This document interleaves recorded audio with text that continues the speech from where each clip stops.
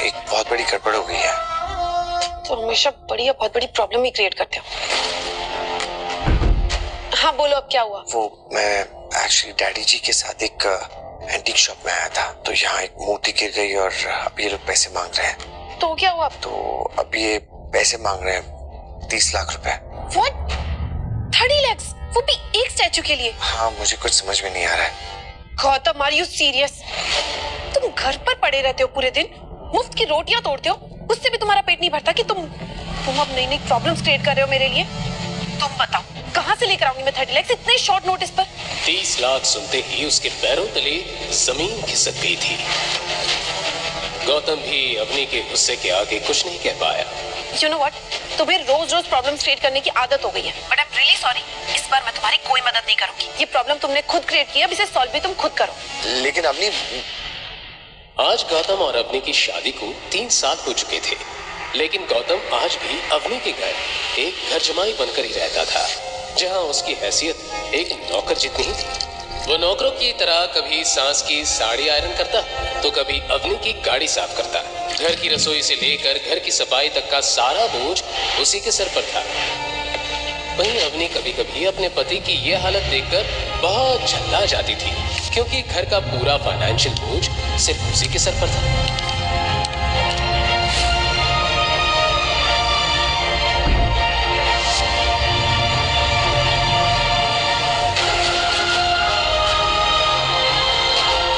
लेकिन अम्मी, ये स्टैचू पापा के हाथ से टूटा है, इसमें मेरी क्या गलती है? मुझे समझाने का मौका तो दिया होता, बिना मेरी बात सुने फोन काट दिया तुमने।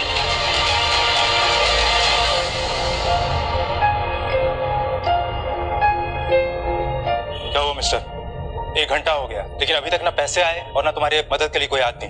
ऊपर से बुढ़ा शॉप से भागने की कोशिश कर रहा था। वो तो अच्छा हुआ गार्ड्स की नजर इन पर पड़ गई, वरना ये तो रफू चक्कर होने का पूरा प्लान बना चुके थे। देखिए मिस्टर, 2 बजे, अगर 5 बजे तक तुमने इस एंटीक स्टैचू के पैसे नहीं भरे तो मैं पुलिस को बुला के इस बुढ़े को अंदर करवा दूंगा, और इन बॉडीगार्ड से तुम दोनों की खातिरदारी कर लेंगे। समझ में आई मेरी बात? जी सर, समझ में आई, बस 2 मिनट दीजिए, हम फिगर आउट करते हैं। पापा जी, ये हमें यहाँ पेमेंट किए बिना जाने नहीं देंगे। लेकिन मैं जेल नहीं जाना चाहता, प्लीज तुम कुछ करो ना, तुम मेरे बदले जेल चले जाओ। वैसे भी मेरे परिवार ने 3 साल तक तुम्हें रहने के लिए छत दी है, इतना तो कर सकते हो ना तुम मेरे लिए। डैडी जी, मैं जेल तो चला जाता, पर ये लोग काफी स्ट्रिक्ट है, ऐसे नहीं छोड़ेंगे। आपने देखा नहीं वो मैनेजर कैसे धमकी देके चला गया? तो फिर पैसे दे दो ना इन्हें। 30 लाख देने, मेरे जेब में 30 फूटी कौड़ियां नहीं है। मैं नहीं कमाता, मुझे खर्चे के लिए भी अपनी पैसे देती है। मेरे पास नहीं है, ना नौकरी है ना पैसे, कैसे चुकाऊंगे? तो तुम अवनी को फोन करो, मैंने उसे फोन किया था, उसने फोन काट दिया बिना सुने। यूजलेस दामाद हो तुम एकदम, अपनी बात मेरी बेटी के सामने रख भी नहीं सकते। तुम उसे कॉल करो, मैं बात करता हूँ।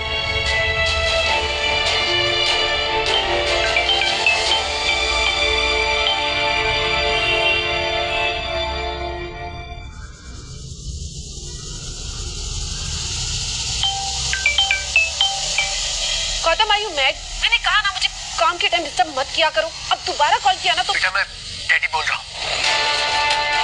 डैड? हाँ बेटा, मुझे तुम्हारी मदद की जरूरत है। हाँ, मुझसे स्टैचू टूट गया और ये लोग पैसे मांग रहे हैं, नहीं दिया तो मुझे जेल भेज देंगे, ऐसा बोल रहे हैं लोग। पर डैड, आपको क्यों? ये गलती तो गौतम की है ना, तो आपको जेल क्यों? बेटा, वो दरअसल मुझसे ही टूट गया था। स्टैचू देखते हुए मैं उसकी पिक्चर्स ले रहा था, मेरा हाथ लग गया और स्टैचू नीचे गिरा और टूट गया। डैड, आप ऑलरेडी जानते हैं कि गौतम ने घर पे कितनी प्रॉब्लम्स क्रिएट कर रखी है, और आप भी मेरी लाइफ में नई नई प्रॉब्लम्स लेकर आ रहे हैं। लेकिन बेटा, अच्छा ठीक है, अब बताइए आप कहाँ पर है, मैं मॉम को लेकर आती हूँ। बेटा, हम एंटीक शॉप पर है, Madhav Nagar. Okay, wait there, मैं अभी आ रही हूँ। अवनी के सामने बहुत बड़ी मुसीबत खड़ी थी, जिससे निकलना उसके लिए आसान नहीं था। दरअसल अवनी के पिता अनिल सिंह जोधपुर के अमीर परिवारों में से एक थे, लेकिन अनिल की मां गायत्री देवी हमेशा से ही गौतम और अवनी की शादी के खिलाफ थी। 3 साल पहले अवनी के दादाजी हिम्मत अग्रवाल गौतम से पुष्कर में टकराए थे, और गौतम को पहचानते ही उन्होंने अपनी फेवरेट पोती अवनी के लिए उसे पसंद कर लिया।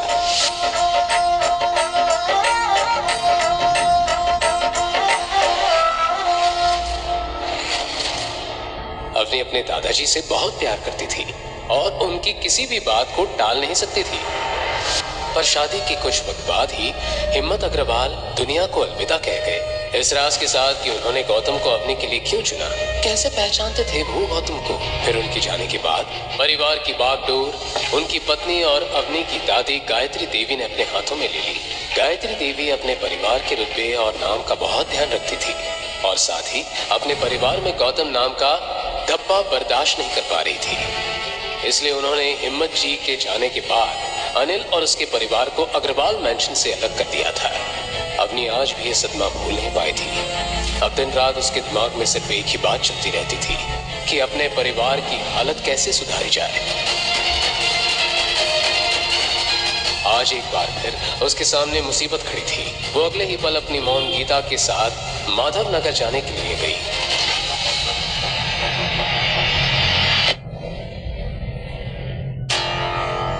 डैड, अब ठीक तो है ना? ये सब हुआ कैसे? अब दोनों इतनी महंगी दुकान में घर क्या रहे थे? वो एक्चुअली हम लोग यहाँ से गुजर रहे थे तो डैडी जी को यहाँ पे ये सब देखने का मन किया, इसलिए हम अंदर आ गए। और फिर एज यूजुअल तुम ये काम भी ढंग से नहीं कर पाए। और अगर इनका स्टैचू देखने का इतना मन था ना तो तुम संभाल लेते ना। लेकिन मम्मी जी मैं इसमें क्या कर सकता था? मैंने तो डैडी जी को बोला पर उन्होंने कहा और तुमने मान लिया। तुम कब से इतने आज्ञाकारी बन गए? मॉम, ये सारी बातें तो हम बाद में भी कर सकते हैं ना। अभी के लिए जो इम्पोर्टेंट है हमें उसके बारे में सोचना चाहिए। ये 30 लाख रुपए आएंगे कहाँ से? इसी बात पर गुस्सा आ रहा है तो ससुर जी हमारे लिए प्रॉपर्टी कुछ भी नहीं छोड़ गए और ये पनौती हमारे नसीब में बांध गए।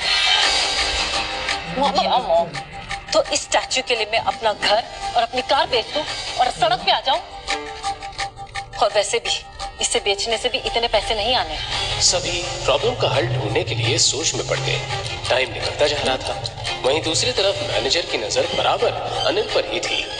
उसने पैसे मिलने की उम्मीद छोड़ दी थी और कमिश्नर साहब को इन्फॉर्म कर दिया और 3 घंटे पूरे होने का वेट करने लगा।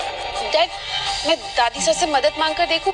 उनके जितने भी पैसे होंगे ना मैं धीरे धीरे करके लौटा दूंगी।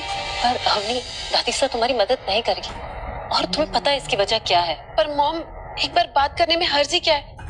मैं कॉल करती हूँ। अवनी ने अगले ही पल अपनी दादी गीता देवी को कॉल लगा दिया, पर उसे यही डर सता रहा था कि गीता देवी उसका फोन उठाएगी कि नहीं। हाँ दादी सर, मैं अरे तुम्हारा नंबर मेरे पास है, बोलो क्या काम है? गीता देवी बड़े ध्यान से उसकी बात सुन रही थी। हाँ ठीक है, मैं तुम्हें पैसे दे दूंगी, लेकिन इसके बदले में तुम्हें मेरी एक शर्त माननी पड़ेगी। शर्त? कैसी शर्त? हमारी फैमिली जल्द ही जोधपुर के सबसे बड़ी कंपनी अवतार ग्रुप के साथ मिलकर काम करने जा रही है। अगर आज भी तुम्हारी आंखों में मेरे लिए कोई इज्जत है या मुझे अपनी दादी मानती हो तो अभी के अभी तुम गौतम को तलाक दे दो।